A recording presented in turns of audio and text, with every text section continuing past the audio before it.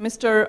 Francis Maude, former Minister for the Francis Cabinet Maude, Office, United Kingdom's government, and якраз, former co-chair of the OGP steering committee, колишній міністр a Кабінету man Міністрів і with a vision. працював в We're really lucky to казначействі, have you today. Thank you so much. Сполученого Mr. Maude will be Королівства. speaking on how the Пан open Мауд government partnership буде can help говорити, reinvigorate яким democracy. Mr. чином Maude, the floor is відкрите yours. Thank you. партнерство допоможе розвитку демократії. Thank you very much indeed for that. It's Дуже such a вам pleasure for дякую. me to be Для мене here back in таке Kiev. задоволення I was знову working повернутися out до it's Києва. probably just over 20 years since I Я was here перше last. був, That was in the early days of раніше я тут був Ukraine тільки having 20 років тому, rediscovered і це its були independence, перші and it's such a роки, pleasure, коли to be back Україна here to see відновила this свою amazingly незалежність, beautiful city, і це просто in, Київ this, надзвичайно красиве fantastic місто. weather. І I'm very glad фантастична that it was погода. Congressman І я Dreyer who дуже brought задоволений, Californian що weather rather than конгресмен me Драйер bringing British weather. Каліфорнії привіз погоду. Слава Богу, я не привіз британську погоду. Так що для мене велике задоволення. І дуже дякую українським приймаючій стороні за надзвичайну гостинність. І для мене великий привілей виступати після конгресмена Драйера. І він вів вперед як лідер в напрямку демократичного розвитку і відкритості. Це близько і моєму серцю. Як і конгресмен Драйер, я вже біженець з політики. Я в 80-х роках був в парламенті, потім міністром, працював в уряді Маргарет Тетчер, і також був моя кар'єра на піку була міністром Кабінету міністрів в уряді Камерона. І трошки поговоримо про те, що ми робимо в Сполученому Королівстві, і якраз відкрите партнерство, відкритий уряд, і все це веде до відкритості, до порядку денному, відкриті дані, і це призводить до того, що довіра розбудовується між людьми і парламентом. А отже, оце контекст того, що ми зробили. Отже, уряд, який був створений в 2010 році, був величезний дефіцит бюджетний. І ми скоротили витрати урядові на 50 мільярдів фунтів, тоді це було 75 мільярдів доларів. І Держслужбу скоротили на 21%. Ми закупки реформували, повели нові переговори з підрядниками і, звичайно, інноваційні послуги. І ми започаткували цифрові послуги, щоб державні послуги були в цифровому форматі. І в Washington Post було написано, що якраз це став золотим стандартом цифрового урядування. І якраз все це асоціюється з нашою програмою прозорості та відкритих даних. І ви можете побачити те, що ми робили, повторили в інших країнах, в Австралії, в США і в інших країнах також. У 2016 році, в тому році, Британія була на першому місці серед ЄС щодо цифрового врядування. В той самий час ми впроваджували ці програми ефективності, і ми впроваджували також цифрову революцію, онлайн-революцію, і ми впроваджували активну програму активного врядування, активних даних, і в результаті через 5 років ми, знову ж таки, були на першому місці серед відкритих урядів. У 2011 році, коли запускалося партнерство Open Government, де я мав честь виступати в присутності президента президента Обами ми казали про те, що це, власне, необхідно об'єднатися, прийшов час. І дійсно, в 2011 році це вже було актуальне і ще актуальніше зараз. Прозорість – це та ідея, час якої настав. Чому так настільки важливо? Тому що ви знаєте, ви всі ентузіасти прозорості і відкритих даних. Але скажу, що це допомагає боротися з корупцією. Тому що, знову ж таки, сонячний світ – це найкращий дезінфікуючий засіб. Якщо темрява, то набагато простіше чиновникам поводитись корумповано. І також це дає повноваження, повноважує громадян. Інформація дає повноваження. Вони можуть в реальному часі забезпечувати підзвітність своїх представників. Тобто представники, політики, працівники, ті, хто працюють в уряді, в реальному часі є підзвітними. Не якось через декілька років після того, як завершиться виборчий цикл, а в реальному часі. І це незручно для тих, хто працює в уряді, звісно. Третє, це створює сировину, яку можуть використовувати бізнеси для того, щоб створювати багатство, процвітання, соціальний капітал і фінансовий капітал також. Перша промислова революція спиралася на сталь і на вугілля, а зараз такою сировиною є дані. І зараз ми маємо більше даних, ніж колись. І держави мають багато даних, які вони мають розкривати.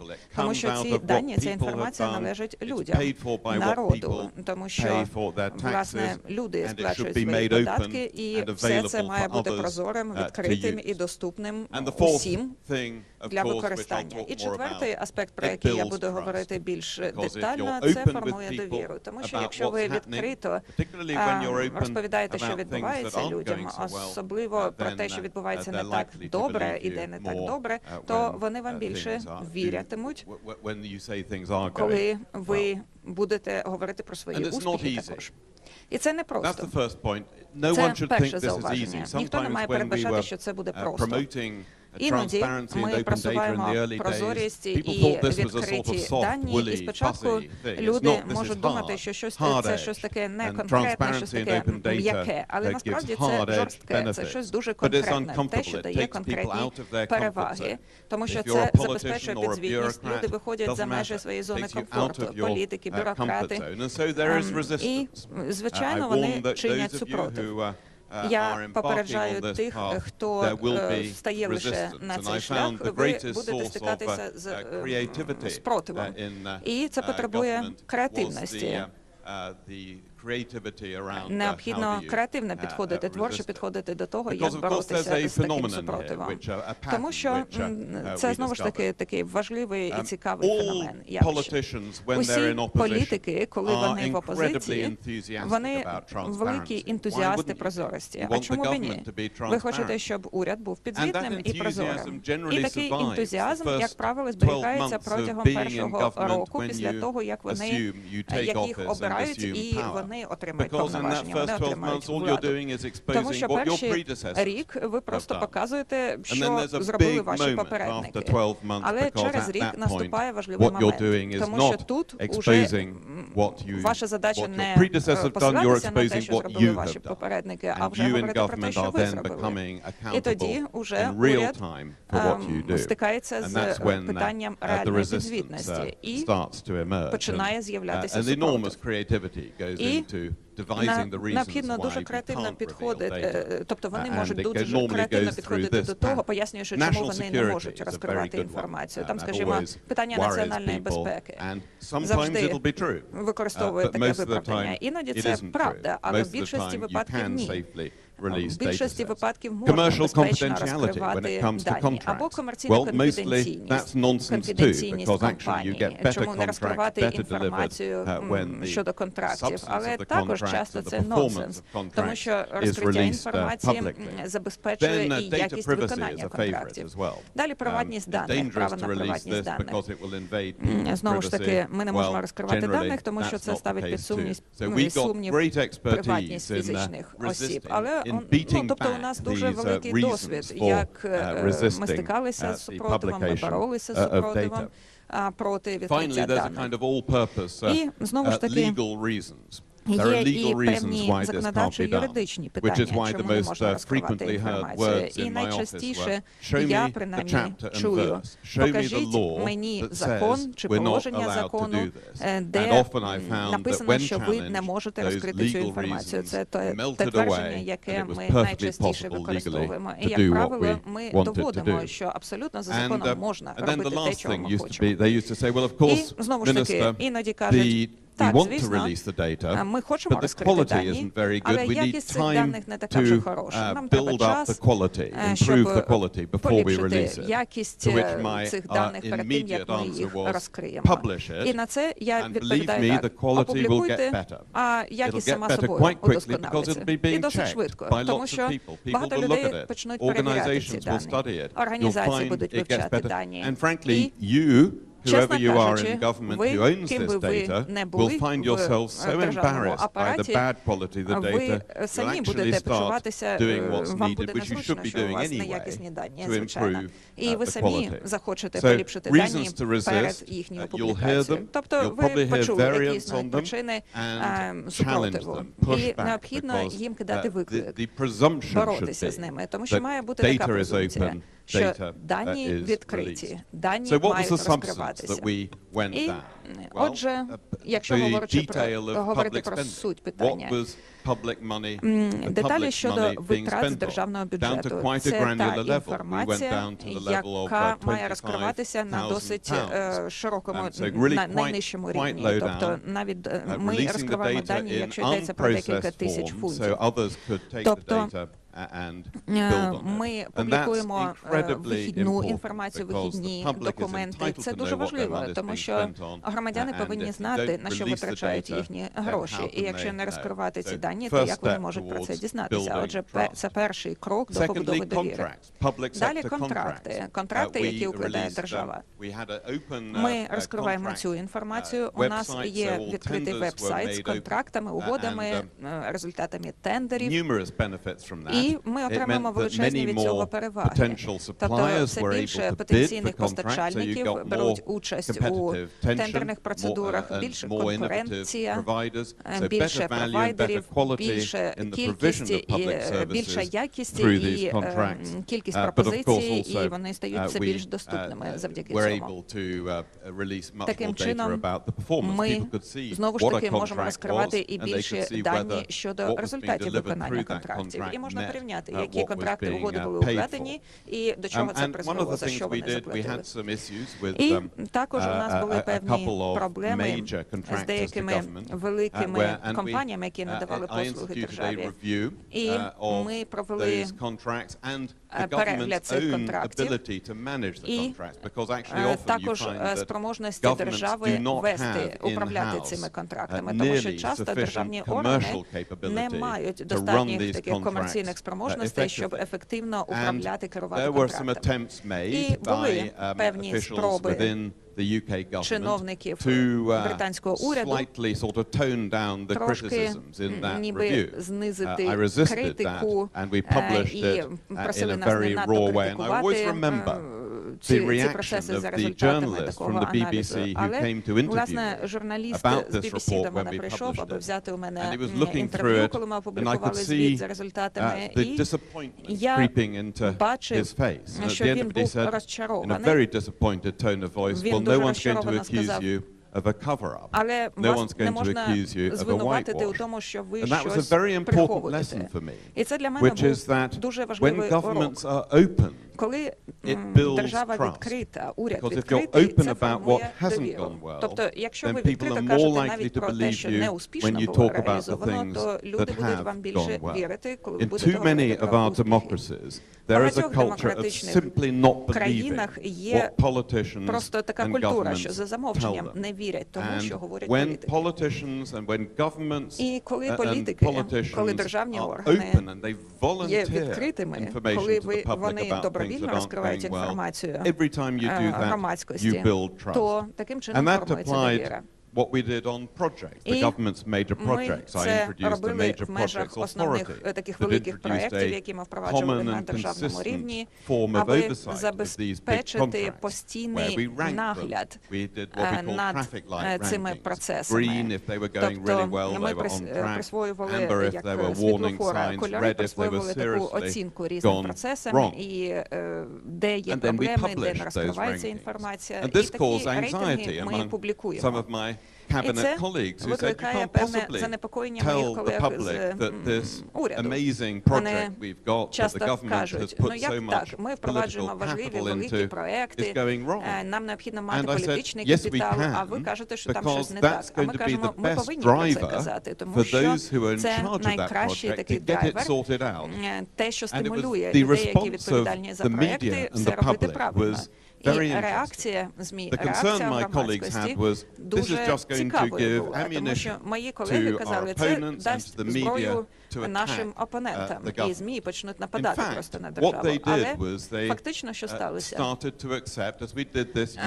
Ми рік за роком продовжували це робити, і люди почали розуміти, що це рутина, що держава просто чесно розповідає про те, що відбувається, не прикрашаючи. І не сталося нічого драматичного, тому що ускладнює життя держави і політика, коли погані новини відтягають насильно. А якщо добровільно казати про щось негативне, то це проходить набагато легше, тому що така відкритість формує довіру. І це надзвичайно важливо. І ще одна сфера, де ми активно працюємо, але ще недостатньо активно, це особливі державні секретні дані, тому що в різних країнах, в різних державних органах часто важко отримати цю інформацію. І ці дані, власне, самі державні органи хочуть використовувати, не розкривати цю інформацію іншим відомствам. В Франції дуже успішно працювали в цьому напрямку, і я радий був побачити вчора, що моя партія, партія консерваторів, у своєму маніфесті, який вони прийняли перед виборами, взяли на себе зобов'язання об'єднати в одному місті ті органи, які мають такі свої конфіденційні дані, відомчі дані, і це дасть можливість активного розвитку, тому що відкриті дані, знову ж таки, як я вже сказав, це ресурс, це сировина нової промислової революції. І таким чином створюються робочі місця і процвітання. Що стосується партнерства Open Government, я вже сказав, що я мав честь бути одним з засновників і головував на першому засіданні. Засідання, власне, проводились у вересні 2011 року в Нью-Йорку. Ми запустили цю ініціативу.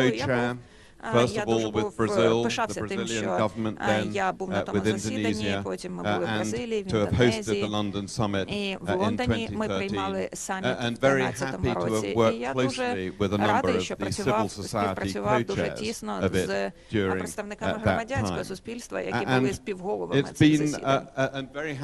І я також дуже радий, що коли я був співголовою ініціативи, що я мав нагоду зустрітися з багатьма представниками держав, урядів, які є і серед нас сьогодні, і що вони з тих часів приєдналися, отримали членський статус в цій організації. Тобто, коли ми починали, було лише 8 членів-засновників, а зараз уже 75 держав, державних органів приєдналися і величезна кількість недержавних організацій. І врешті, нарешті скажу ось про що.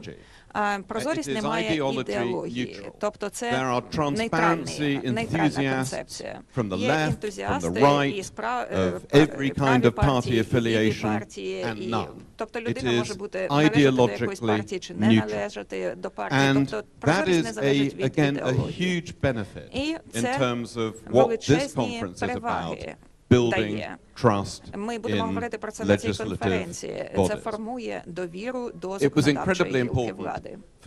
Дуже важливо для мене було, коли я сприяв цій радикальній ініціативі впровадження прозорості в Великій Британії, дуже важливо, що ми були тоді членами коаліції разом з демократами. І також дуже важливо, що лейбористи, наші колеги, підтримували цю роботу.